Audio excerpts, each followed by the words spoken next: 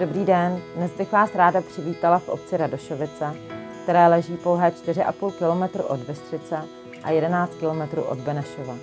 Na pozemku přes 1000 m2 se ukrývá dům, který vás oslní svojí velikostí, kde z terasy vás uchvátí pohled na třpitivou hladinu jezírka a kde u venkovního krbu můžete zažít pocit klidu a pohody.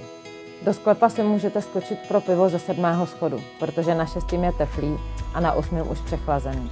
V obývacím pokoji si sednout k jídelnímu stolu a zažívat pocit rodinné pohody. Tepelné čerpadlo vás přesvědčí o tom, že není drahé mít velký dům.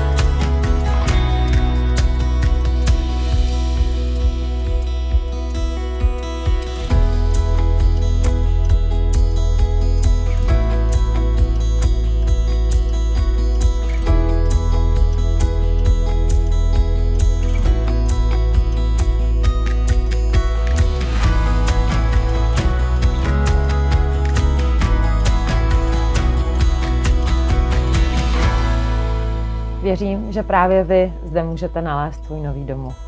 Moje jméno je Míša Odvárková a pracuji pro společnost Reality Heliman.